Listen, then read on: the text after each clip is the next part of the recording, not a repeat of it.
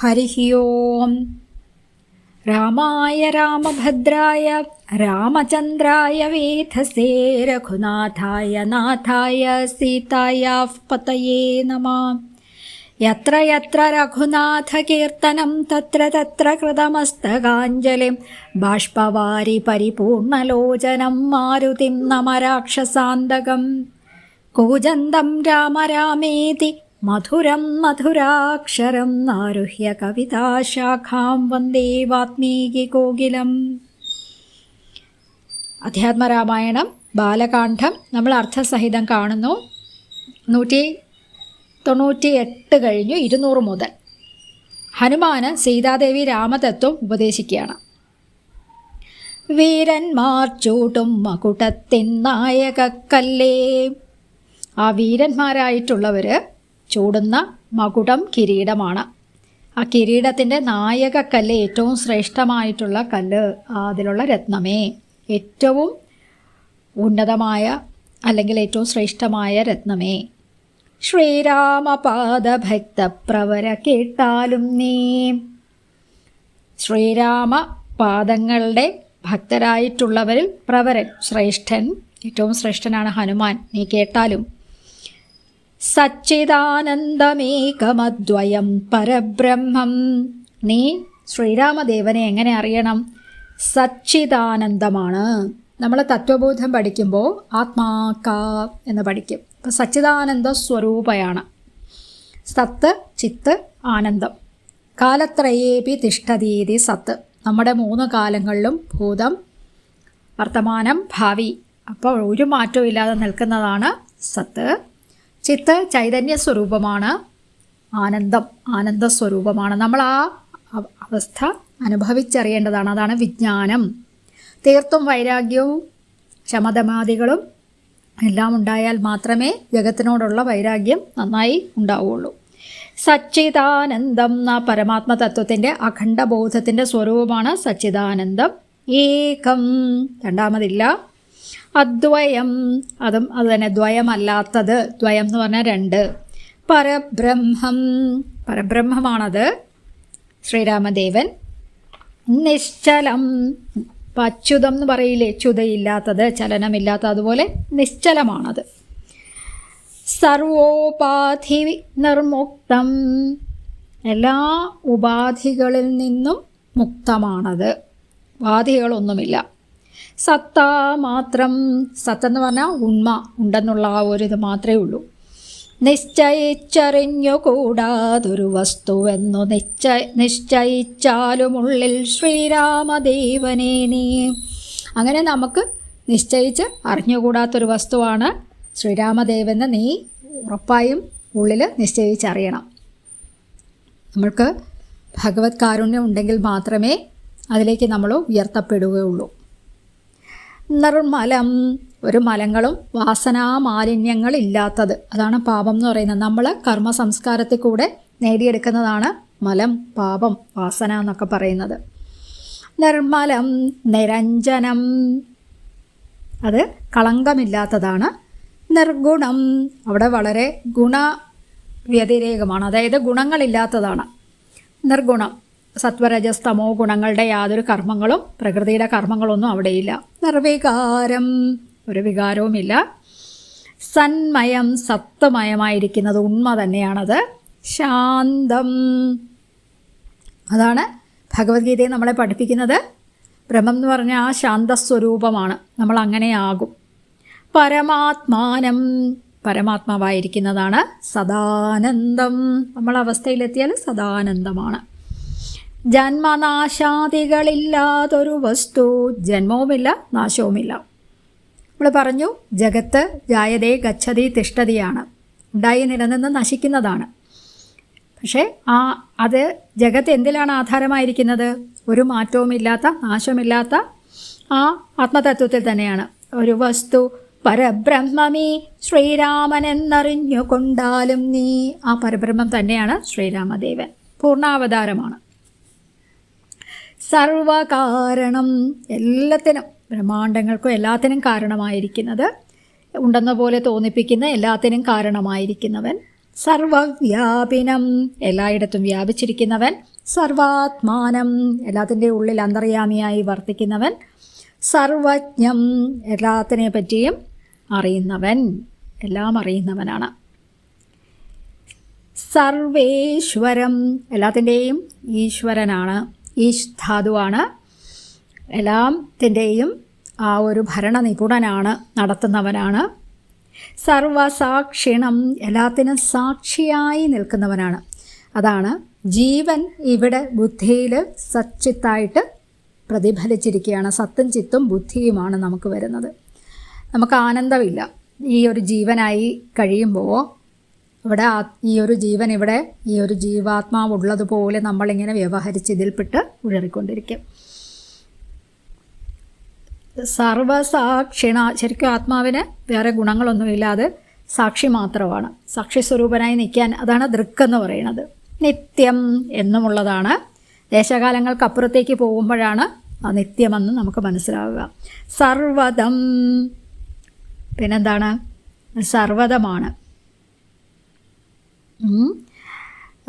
സർവാധാരം എല്ലാം തരുന്നതുമാണ്, എല്ലാത്തിനും ആധാരമായിരിക്കുന്നതുമാണ്. സർവദേവതാമയം എല്ലാ ദേവതകളുടെയും സ്വരൂപം ആ ഒരു സ്വരൂപം തന്നെയാണ്, ആത്മസ്വരൂപമാണ്. രാമദേവൻ എന്നറിഞ്ഞാലും എന്നാണ് പറയുന്നത്. അപ്പം ജന്മനാശാദികളില്ലാതൊരു വസ്തു എന്ന് പറഞ്ഞു. അപ്പം ഇവിടെ ഭവിച്ചവയ്ക്കെല്ലാം ഭൂതങ്ങൾക്കെല്ലാം 6 വികാരങ്ങളുണ്ട്. അതായത് ഷഡ്വികാരവത്താണ് നമ്മുടെ ഈ ശരീരങ്ങൾ. ജായത്തെ അസ്ഥി നിലനിന്ന് ഉണ്ടായി, നിലനിന്ന് വർദ്ധതേ വർദ്ധിച്ച്, വിപരിണമതേ മാറ്റങ്ങൾക്ക് വിധേയമായി, ക്ഷയിച്ച് അപക്ഷീയതേ, വിനശ്യതി ഇത് ഷഡ്വികാരവത് സ്ഥൂല ശരീരം. ഇനി അടുത്തത് പറയുന്നു. അപ്പം ഇതെല്ലാം ശ്രീരാമദേവൻ്റെ ആ ഒരു ഇതെല്ലാം പറഞ്ഞു. എന്നുടെ തത്വമിനി ചൊല്ലിടാമുള്ളവണ്ണം. ഇനി സീതാദേവി പറയാണ്.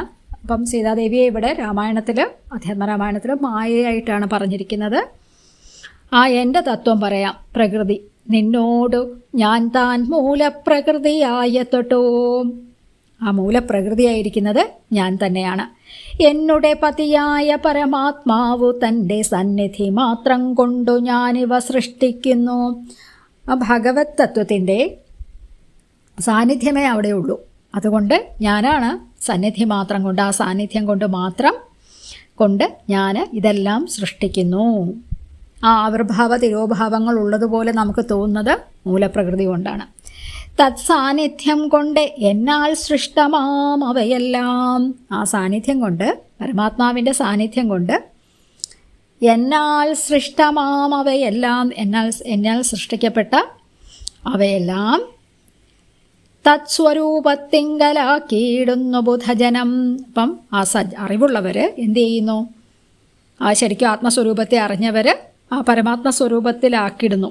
അവിടെ പിന്നെ പ്രകൃതിയോ മായയോ ഒന്നുമില്ല. നമ്മൾ സമാധിയിലേക്ക് പോകുമ്പോൾ മായ വിട്ടൊഴിഞ്ഞു കളയും. അവിടെ മായയുടെ ഒരു പ്രകടനവും ബാക്കിയുണ്ടാവില്ല.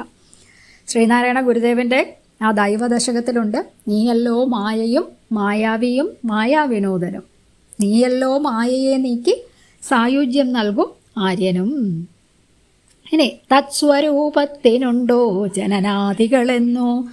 ആ പരമമായ സ്വരൂപത്തിന് ജനനാദികളൊന്നുമില്ല. അത് തത്സ്വരൂപത്തെ അറിഞ്ഞവനേ അറിയാവൂ. ആ തത്സ്വരൂപം അനുഭവജ്ഞാനമായവർക്ക് മാത്രമേ അത് അറിയാൻ പറ്റുള്ളൂ. ഇനി അടുത്ത 221 മുതൽ ഒരു 280 വരെയുള്ള വരികൾ ബാലകാണ്ഡത്തിൽ രാമായണത്തിൻ്റെ ഒരു ചുരുക്കമാണ്. ഭൂമിയിൽ ദിനകരവംശത്തിൽ അയോധ്യയിൽ, ദിനകരവംശം സൂര്യവംശം, ദിനകരൻ സൂര്യനാണ്. വംശത്തിൽ അയോധ്യയിൽ യുദ്ധങ്ങളില്ലാത്തതാണ് അയോധ്യ. രാമനായി സർവേശ്വരൻ താൻ വന്നു പിറന്നതും അറിയാമല്ലോ. ആമിഷഭോജികളെ ഭഗവാൻ അവതരിക്കുമ്പോൾ എപ്പോഴും മായയെ, യോഗമായ കൊണ്ടാണ് അവതരിക്കുക. മായയെ തൻ്റെ അധീനത്തിലാക്കി വെച്ചുകൊണ്ടാണ്. പക്ഷെ നമ്മൾ അങ്ങനെയല്ല. മായയ്ക്ക് അധീനരായിട്ടാണ് നമ്മൾ വരിക. സർവേശ്വരൻ താൻ വന്നു പിറന്നതും ആമിഷഭോജികളെ, ആമിഷം മാംസം ഭക്ഷിക്കുന്നത് രാക്ഷസന്മാർ, വധിപ്പാനായിക്കൊണ്ടു വിശ്വാമിത്രനോടും കൂടെ എഴുന്നള്ളിയ കാലം. ആ വിശ്വാമിത്രനോടും കൂടെ എഴുന്നള്ളിയ കാലം, വിശ്വാമിത്രൻ വന്നിട്ട് അയോധ്യ രാജധാനിയിൽ വന്നിട്ട് രാമദേവനെയും ലക്ഷ്മണനെയും ചോദിച്ചിരുന്നു. അപ്പോൾ കൗമാരത്തിലെത്തിയതേ ഉള്ളൂ. അപ്പോൾ വിട്ടുകൊടുക്കാനായിട്ട് കൗമാരത്തിലോ യൗവനത്തിലേക്ക് എത്തിയതേ ഉള്ളൂ. അപ്പോഴേക്കും വിട്ടുകൊടുക്കാനായിട്ട് ദശരഥ മഹാരാജാവിന് കാത്തിരുന്നുണ്ടായ പുത്രന്മാരാണ്. പുത്രകാമേഷ്ടി യാഗമൊക്കെ നടത്തിയുണ്ടായവരാണ്. വിട്ടുകൊടുക്കാൻ പേടിയുണ്ടായിരുന്നു. പക്ഷേ വസിഷ്ഠ മഹർഷിക്ക് അറിയാം എന്തൊക്കെയാണ് സംഭാവിയും കാണാൻ കഴിവുള്ളവരായിരുന്നു അവർ. പറഞ്ഞു കൊടുക്കുക, അത് അദ്ദേഹം തങ്ങളുടെ മകൻ മാത്രമല്ല സർവേശ്വരനാണ്, പരബ്രഹ്മമാണ് എന്ന് പറഞ്ഞു. അപ്പം അപ്പോൾ ഇവരുടെ വിശ്വാമിത്രൻ്റെയൊക്കെ യാഗം കുറച്ച് പേര് മാരീചൻ, സുബാഹു എന്നുള്ള രാക്ഷസന്മാരൊക്കെ മുടക്കുന്നുണ്ടായിരുന്നു. അപ്പോൾ മഹർഷിമാർക്ക് വേണമെങ്കിൽ ശപിക്കുകയോ അങ്ങനെ എന്തെങ്കിലും ചെയ്യാം. പക്ഷേ അങ്ങനെയല്ല, ക്ഷത്രിയന്മാരുടെ ഒരു ജോലിയാണത്, അങ്ങനെയുള്ള കാര്യങ്ങളെല്ലാം ചെയ്തു കൊടുക്കുക എന്നുള്ളത്. കൂടെ എഴുന്നള്ളിയ കാലം ക്രുദ്ധയായ അടുത്തൊരു ദുഷ്ടയാം താടകയെ, ദേഷിച്ചു വന്ന അവരൊക്കെ യാഗം മുടക്കുമായിരുന്നു. അത് രാമായണത്തിൽ വരുന്നുണ്ടിനി. താടകയെ പദ്ധതി മധ്യേ കൊന്നു സത്വരം സിദ്ധാശ്രമം. ആ സിദ്ധന്മാരിരിക്കുന്ന ആ ഒരു ആത്മതത്വത്തെ അറിയുന്ന അല്ലെങ്കിൽ സിദ്ധികളുള്ള ആ ആശ്രമത്തിൽ ബദ്ധമോദേന വലിയ സന്തോഷത്തോടെ പുക്ക് യാഗരക്ഷയും ചെയ്ത് അവിടെ പ്രാപിച്ചിട്ട് യാഗത്തെ രക്ഷിച്ച് സിദ്ധസങ്കൽപ്പനായ കൗശിക മുനിയോട്ടും, താൻ സങ്കല്പിക്കുന്നതൊക്കെ സിദ്ധിക്കുന്നവരാണ് കൗശിക മുനി വിശ്വാമിത്രൻ. താപസശ്രേഷ്ഠനാണ്. അവരുടെ തപോബലം കൊണ്ട് അതൊക്കെ നേടുന്നു. മൈഥില രാജ്യത്തിനായി കൊണ്ടുപോകുന്ന നേരം, എന്നിട്ട് അവരെ എവിടെ കൊണ്ടുപോയി, ഇത് കഴിഞ്ഞിട്ട് യാഗം രക്ഷിക്കാനെന്ന് പറഞ്ഞ് കൊണ്ടുപോയി. അത് കഴിഞ്ഞപ്പോൾ മിഥിലാപുരിയിലേക്ക് കൊണ്ടുപോയി. അപ്പോൾ കൊണ്ടുപോയപ്പോൾ വഴിക്ക് എന്ത് ചെയ്തു? ഗൗതമ പത്നിയായോരഹല്യാശാപം തീർത്തു. ഗൗതമൻ്റെ ഋഷിയുടെ പത്നിയായിരുന്ന അഹല്യയെ, അതൊരു ഇത് വിശദമായി വരുന്നുണ്ട്. പത്നിയുടെ ശാപം തീർത്തിട്ട് കല്ലായിട്ട് കിടക്കുകയായിരുന്നു. ശ്രീരാമദേവൻ വരുമ്പോൾ പാദസ്പർശം കൊണ്ട് ശാപം മാറും എന്നൊരു ഇതുണ്ടായിരുന്നു. പാദപങ്കജം തൊഴുതവളെ അനുഗ്രഹിച്ച്, പാദപങ്കജം തൊഴുത അവർ പാദപങ്കജം തൊഴുതപ്പോൾ അവളെ അനുഗ്രഹിച്ചിട്ട് ആദരപൂർവം മിഥിലാപുരമകം പുക്കു, വളരെ ആദരവോടുകൂടി മിഥില രാജധാനിയിൽ പോയിട്ട് മുപ്പുര വൈരി, 3 പുരങ്ങളുടെ വൈരിയായിരിക്കുന്നവരാനാണ് ശിവൻ അല്ലേ? 3 പുരങ്ങളെ നശിപ്പിച്ചവനാണ്. അപ്പോൾ ആ ഒരു കാമത്തെയെല്ലാം നശിപ്പിച്ച് കത്തിച്ച് കളയുന്നവനാണ് ശിവൻ എന്ന് പറയുന്നത്. വൈരിയുടെ ചാപവും മുറിച്ചുടൻ, ആ വില്ല് മുറിച്ചിട്ട് മത്പാണിഗ്രഹണവും ചെയ്തു പോരുന്ന നേരം, എൻ്റെ പാണിഗ്രഹണം ചെയ്ത് എന്നെ കല്യാണം കഴിച്ച് പോരുന്ന നേരം മുൾപ്പുക്കു തടുത്തൊരു ഭാർഗവരാമൻ തൻ്റെ, മുൾപ്പുക്ക് മുന്നിലെത്തി തടുത്ത ആ ഭാർഗവരാമൻ പരശുരാമൻ്റെ ദർപ്പവും അടക്കി, അഹങ്കാരം, ദർപ്പം അഹങ്കാരമാണ്, ആ ഒരു അഹംബോധമാണ്, വല്ലാത്തൊരു അഹങ്കാരമാണത്. അടക്കി വൻപോട്ട് അയോധ്യയും പുക്ക്, ആ വൻപോട്ട് ആ പ്രൗഢിയോടുകൂടി അയോധ്യയും പ്രാപിച്ചിട്ട് 12 സംവത്സരമിരുന്നു സുഖത്തോടെ, 12 വർഷം സുഖത്തോടെ അങ്ങനെ ഇരുന്നു. താതനും അഭിഷേകത്തിനാരംഭിച്ചാൻ, താതനാരാണ്? ദശരഥൻ, അച്ഛൻ. അഭിഷേകത്തിന് ഇനി അടുത്ത യുവരാജാവ് വേണ്ടേ? അദ്ദേഹത്തിന് വയസ്സായി. അപ്പോൾ തുടങ്ങിയപ്പോൾ മാതാവ് കൈകേയിയും മുടക്കി, കൈകേയി മാതാവ് മുടക്കി. അപ്പോൾ കൗസല്യ, കൈകേയി, സുമിത്ര, ഇങ്ങനെ 3 ഭാര്യമാരാണ് പ്രധാനമായും ഇവിടെ നമുക്ക് ദശരഥ മഹാരാജാവിൻ്റെ ഭാര്യമാരായിട്ട് പറയുന്നത്. മുടക്കി അതുമൂലം ഭ്രാതാവാകിയ സുമിത്രാത്മജനോട്ടും കൂടെ, വിശദമായി വരുന്നുണ്ട്. ഭ്രാതാവ് സഹോദരനായ സുമിത്രാത്മജൻ, സഹോദരൻ, സുമിത്രയുടെ പുത്രൻ ലക്ഷ്മണൻ കൂടെ ചിത്രകൂടം പ്രാപിച്ചു വസിച്ച കാലം, ചിത്രകൂടം പ്രാപിച്ച് ചിത്രകൂടവനത്തിൽ പോയിട്ട്, ആ പർവ്വതത്തിൽ പോയിട്ട് വസിച്ച സമയത്ത് താതൻ വൃത്രാരിപുരം പുക്ക വൃത്താന്തം കേട്ട ശേഷം, ആ വൃത്താന്തം എന്ന് പറഞ്ഞാൽ ആ വാർത്ത കേട്ടിട്ട്, വൃത്രാരി പുത്രൻ എന്ന് പറഞ്ഞാൽ, പുരം എന്ന് പറഞ്ഞാൽ വൃത്രൻ എന്ന അസുരൻ്റെ അരി, ശത്രു, അവൻ്റെ അരി ആരാണ്? ഇന്ദ്രൻ. അപ്പോൾ സ്വർഗത്തിലേക്ക് പോയി എന്നുള്ളതാണ് അച്ഛൻ. പോയ ആ വാർത്ത കേട്ടിട്ട് ചിത്തശോകത്തോടുദക ക്രിയാദികൾ ചെയ്തു. അപ്പോൾ നമ്മൾ മരണശേഷമുള്ള കർമ്മങ്ങൾ ജലത്തിലാണ് ചെയ്യുക. ആ ഉദകക്രിയാദികൾ ചെയ്ത് ഭക്തനാം ഭരതനെ അയച്ചു രാജ്യത്തിനായി. എന്നിട്ട് രാജ്യഭരണത്തിന് ആരെ അയച്ചു? ഭരതന് അയച്ചു. ദണ്ഡകാരണ്യം പുക്കകാലത്തു ദണ്ഡകാരണ്യത്തെ പ്രാപിച്ച വനത്തെ പ്രാപിച്ച കാലത്ത് വിരാധനെ ഖണ്ഡിച്ചു. അപ്പോൾ എന്നിട്ട് എന്താണ്, വിരാധൻ അവിടെ വന്നു, ഒരു രാക്ഷസൻ വന്നു, അവനെയും ഖണ്ഡിച്ചിട്ട് അവനെ വധിച്ചിട്ട് കുംഭോദ്ഭവനാം അഗസ്ത്യനെ കണ്ടു. അഗസ്ത്യ മഹർഷിയുടെ ജന്മം എന്ന് പറഞ്ഞാൽ കുംഭം കുടത്തിൽ നിന്നാണ് വരുന്നുണ്ട്, നമുക്ക് നോക്കാം. കുംഭോദ്ഭവനാം അഗസ്ത്യനെ കണ്ടു പണ്ഡിതന്മാരാം മുനിമാരോടു സത്യം ചെയ്തു. പണ്ഡിതന്മാരായിരിക്കുന്ന ആ മുനിമാരോട് എന്ത് സത്യം ചെയ്തു? ദണ്ഡമെന്നിയേ രക്ഷോവംശത്തെ ഒടുക്കുവാൻ. രക്ഷോവംശം എന്ന് പറഞ്ഞാൽ രാക്ഷസന്മാരുടെ വംശം. ദണ്ഡമെന്നി എന്ന് പറഞ്ഞാൽ അത് ദണ്ഡമൊന്നും കൂടാതെ, പ്രയാസമൊന്നും കൂടാതെ. പുക്കിതു പഞ്ചവടി, 5 അരയാൽ വൃക്ഷങ്ങൾ നിൽക്കുന്ന സ്ഥലം എന്നാണ് പഞ്ചവടി. തത്രവാണീടും കാലം പുഷ്കരശര പരവശയായി വന്നാളല്ലോ. പുഷ്കരശരൻ എന്ന് പറഞ്ഞാൽ പുഷ്കരൻ താമരയാണ്. ആ പുഷ്കരശരൻ എന്ന് പറഞ്ഞാൽ കാമദേവൻ. കാമദേവൻ കാമബാണങ്ങളേറ്റ് പരവശയായിട്ട് രക്ഷോനായകനുടെ സോദരി ശൂർപ്പണഖ. രക്ഷോനായകനാരാണ്? രാവണൻ. അദ്ദേഹത്തിൻ്റെ സഹോദരിയായിട്ടുള്ള ശൂർപ്പണഖ. ശൂർപ്പം എന്ന് പറഞ്ഞ ആ മുറം പോലെയുള്ള നഖമുള്ളവൾ, കൊമ്പ് അങ്ങനെ കൂർത്ത നഖമുള്ളവളാണ് ശൂർപ്പണഖ.